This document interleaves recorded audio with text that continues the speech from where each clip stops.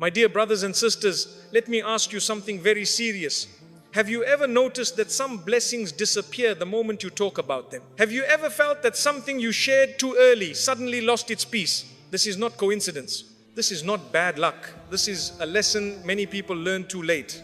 Allah, in His wisdom, sometimes protects you by keeping things hidden. But when you expose what Allah intended to cover, you weaken that protection. Not everyone who listens wants good for you. Not every smile carries sincerity. And not every conversation is safe. Today, I want to warn you about 5 things that should never leave your heart or your tongue, because silence in these moments is not fear, it is faith, wisdom and protection. 1.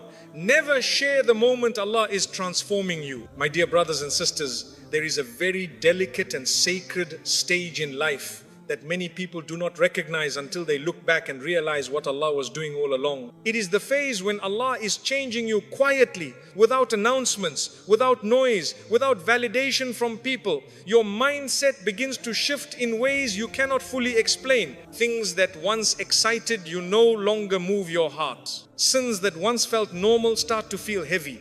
Your heart softens, your conscience awakens, and your priorities slowly realign toward what truly matters. You feel drawn closer to Allah, yet you may also feel confused, isolated, or misunderstood. You are no longer comfortable being who you used to be, but you are not yet settled into the person Allah is shaping you to become. This in-between stage is extremely fragile. And this, my brothers and sisters, is the most dangerous time to start explaining yourself to people. Why?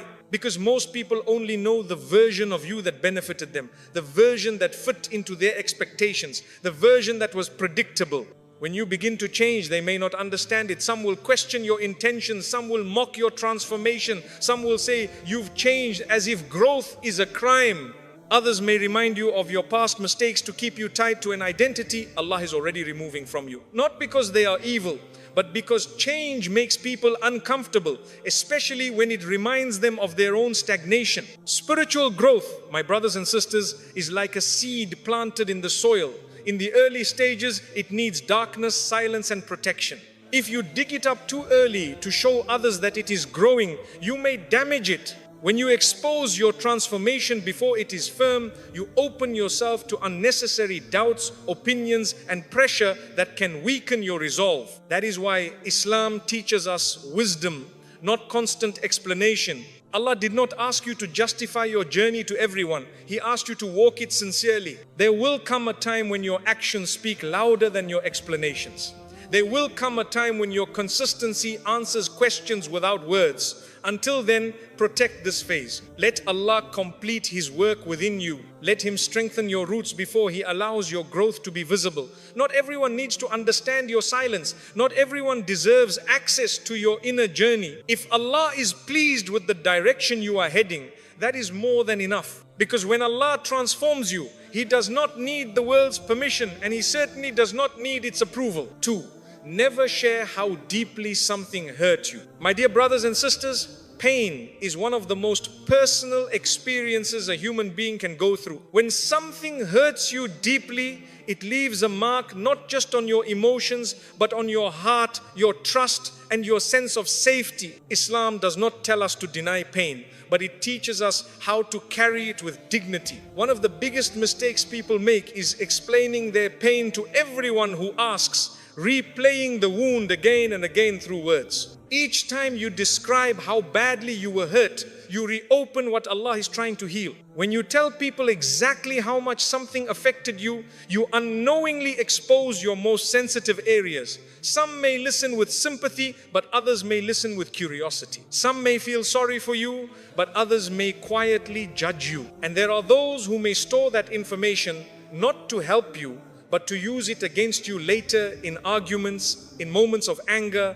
or even as silent leverage. Islam teaches us to be wise, not naive. Your vulnerability is not entertainment, and your pain is not a public discussion. My brothers and sisters, Allah is the only one who can hear your pain without misusing it. When you cry to Allah, He does not gossip about you. He does not remind you of it later. He does not expose you because of it. Allah listens, He understands, and He heals. That is why Yaqub alayhi salam said, I only complain of my suffering and my grief to Allah.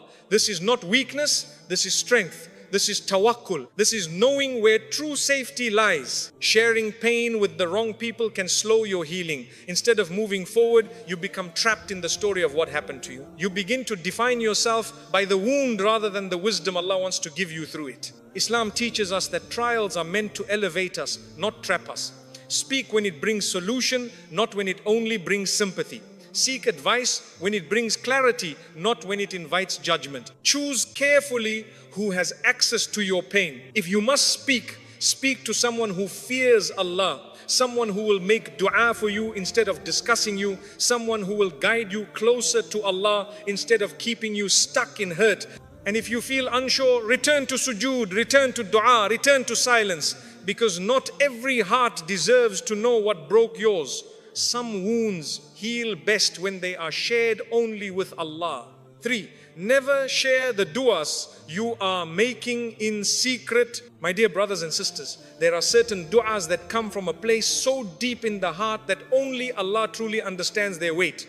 These are not casual requests. These are not light wishes. These are the du'as you whisper when no one is watching. The du'as you make when your eyes are heavy with tears, when your chest feels tight, when your heart speaks words your tongue can barely form. These du'as are sacred. They are a private conversation between you and Allah. And not every conversation with Allah is meant to be shared with people. Many people make the mistake of announcing their du'as before Allah answers them. They tell others what they are asking for, what they are hoping for, what they are waiting for. And while some people may encourage you, others may unknowingly plant doubt in your heart. They may say, that is very difficult, or I don't think that will happen, or you should be more realistic. These words may seem harmless, but they slowly enter your heart and weaken your certainty in Allah's power. And certainty, my brothers and sisters, is the soul of dua. When you share your dua too openly, you also expose it to comparison. Someone may respond by talking about their own situation, their own story, their own disappointment. And suddenly, instead of strengthening your hope, your heart becomes heavier. You begin to measure Allah's response by people's experiences, forgetting that Allah deals with each servant personally. Your dua is unique, your test is unique, and Allah's plan for you is unique. There is also a deeper wisdom here, my brothers and sisters. Some du'as are meant to stay hidden because secrecy protects sincerity. When no one knows what you are asking Allah for, your heart remains attached to Him alone. You are not waiting for people's approval. You are not looking for reassurance from creation. You are relying fully on the Creator, and that level of reliance brings a special closeness to Allah. It purifies your intention and strengthens your tawakkul. The Prophet ﷺ taught us that Allah loves the servant who calls upon Him sincerely and persistently. That private dua, repeated again and again, builds a bond with Allah that public words cannot replace. When you keep your dua secret, you are saying, Ya Allah, you are enough for me. I do not need anyone else to validate my hope. And Allah never disappoints a heart that trusts Him fully, even if the answer comes in a different form or at a different time. My brothers and sisters, this does not mean you can never ask someone to make dua for you. Islam encourages us to make dua for one another. But there is a difference between seeking sincere prayers and exposing your deepest hopes to everyone. Be selective, be wise, protect the du'as that are closest to your heart, protect the tears that only Allah has seen, protect the hope that keeps you standing. And remember this beautiful truth: when Allah answers a secret du'a, He answers it in a way that leaves people amazed, not informed. They see the outcome, but they never knew the struggle. They witnessed the blessing, but they never heard the plea. And that, my brothers and sisters, is one of the most beautiful ways Allah honors a servant. Keep some prayers between you and Allah. Let Him surprise you. Let Him reward you. Let Him be the one who reveals what He chooses, when He chooses. 4. Never share your inner struggles with faith with the wrong people. My dear brothers and sisters, let me say something very important today, something many people feel but are afraid to admit. Every believer, no matter how strong they appear, goes through moments when faith feels heavy, moments when the heart feels distant, moments when you struggle to pray with focus, when doubts whisper, when motivation fades, and when you quietly wonder, what is happening to my iman? These moments do not make you a bad Muslim. They make you human. But what matters greatly is who you choose to speak to during these moments. When faith feels weak, the heart becomes vulnerable. And vulnerability, my brothers and sisters, must be protected. If you take your inner struggles and place them in the hands of the wrong people, those struggles can grow instead of heal. Some people may dismiss your feelings, some may make light of your pain, others may normalize sin and say, everyone does it, don't worry, instead of guiding you back to Allah. And some may even use your moment of weakness to push you further away from your deen. This is dangerous, not because people are evil, but because not everyone understands the responsibility of guiding a heart that is struggling with faith. Islam teaches us that iman rises and falls. The companions of the Prophet ﷺ experienced this too, yet they did not expose their hearts to just anyone. They turned to knowledge, to sincere counsel, and most importantly, to Allah. When you share your faith struggles with someone who lacks taqwa, you risk turning a temporary weakness into a long-term distance from Allah. Words spoken carelessly at the wrong time can leave scars that take years to heal. My brothers and sisters, there is also something very subtle that happens when you repeatedly talk about weak iman in the wrong environment. You begin to identify yourself by that weakness instead of seeing it as a passing phase. You start believing it defines you. Shaitan loves this. He wants you to think you are broken beyond repair. But Allah tells us again and again that His mercy is greater than every sin, every doubt, every low moment. The door to Allah is never closed. But you must choose the right path back. When faith feels heavy, turn first to Allah Himself. Speak to Him honestly. Say, Ya Allah, my heart feels weak. Strengthen it. This dua alone carries immense power. Allah is closer to you than anyone else. And He understands your struggle better than you understand it yourself. Cry to Him in the quiet of the night. Sit with the Quran even if your heart feels numb. Sometimes showing up is enough for Allah to begin healing you. If you feel the need to speak to someone, choose wisely. Choose someone who fears Allah, someone whose words increase your love for Allah, not your excuses for disobedience. Choose someone who reminds you of hope, not despair. A sincere scholar, a knowledgeable friend, a person of wisdom and compassion. One conversation with the right person can lift a heart that has been drowning for months. My dear brothers and sisters, your iman is precious. It is the most valuable thing you possess in this world.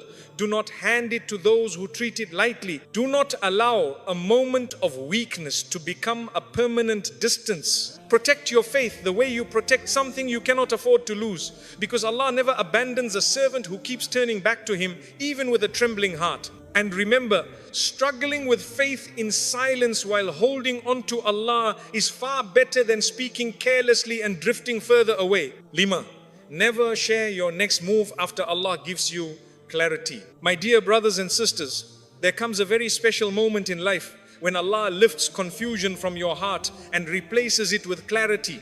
After months or even years of uncertainty, pain or struggle, suddenly your heart feels settled. You know what decision you need to make. You know which direction you need to take. You feel peace about moving forward, even if the path ahead still looks difficult. This clarity is not random. It is a gift from Allah. And gifts from Allah must be protected. One of the biggest mistakes people make is rushing to announce this clarity to others. The moment Allah gives you confidence in a decision, you feel an urge to explain it, justify it, and seek approval from people. But my brothers and sisters, clarity can be fragile when exposed too early. When you open your heart to too many opinions, doubts begin to creep in. People will speak from their own fears, not from your reality. They will project their limitations onto your future. They will remind you of risks Allah has already helped you accept. And slowly, what was once clear becomes clouded again. Islam teaches us that not every step needs commentary. When Allah guided Musa alayhi salam, He did not explain every detail of the journey beforehand. When Allah prepared the hijrah for the Prophet sallallahu secrecy was part of divine wisdom, not because people were evil, but because protection was necessary. Sometimes Allah gives you clarity quietly so that you move with reliance on Him, not with dependence on people's opinions. My dear brothers and sisters, understand this deeply. When Allah opens a door for you, you do not need permission from the world to walk through it. Too many people delay obedience, growth, or change because they are waiting for validation. But Allah does not ask you to collect approval. He asks you to trust Him. When you speak too early, you invite unnecessary interference. Someone may question your decision. Someone may discourage you. Someone may remind you of your past failures. And suddenly, the courage Allah placed in your heart begins to shake. This does not mean you should never seek advice. Islam encourages consultation, but there is a difference between wise consultation and excessive exposure. Seek counsel before clarity, not after it. Once Allah has settled your heart, move forward with humility and trust. Protect that moment, guard it. Let action speak instead of explanation. Let results arrive quietly. The strongest decisions are often the ones made between you and Allah, not the ones debated in public. There is also a spiritual danger in oversharing clarity. Sometimes Allah tests whether you will rely on Him or on people. When you keep your next move private, you are saying, Ya Allah, I trust you more than I trust opinions. And Allah loves that trust. He loves the servant who walks forward with tawakkul even when no one else understands. My brothers and sisters, many people lose momentum not because the path was wrong, but because too many voices entered their heart. Protect your direction, protect your intention, protect your clarity. If Allah gave you peace about a step, that peace is more valuable than 1,000 opinions. Walk forward quietly, do what needs to be done. And when Allah allows the outcome to appear, people will understand without explanation. Remember this beautiful truth. What is written for you by Allah does not need to be announced to succeed. Silence after clarity is not secrecy. It is strength, it is wisdom, and it is a sign of deep trust in Allah. My dear brothers and sisters, if there is one lesson to take from all of this, it is that not everything in your life needs an audience. Islam does not teach us to live hidden lives, but it teaches us to live wise lives. In a world where everyone is speaking, posting, and explaining, silence has become rare, and that is exactly why it has become powerful. The heart that knows when to speak and when to remain silent is a heart that is protected by Allah. There are moments when Allah is shaping you, healing you, guiding you, and preparing you for something greater. During those moments, your responsibility is not to explain yourself to people, but to stay sincere with Allah. When you protect your transformation, your pain, your du'as, your faith, and your clarity, you are not hiding, you are trusting. You are allowing Allah to work without interference. You are choosing divine guidance over human opinion. My brothers and sisters, many people lose peace not because Allah removed it, but because they gave it away by speaking to the wrong hearts. Not everyone who listens understands. Not everyone who smiles supports. And not everyone who advises sees what Allah sees. But Allah sees everything.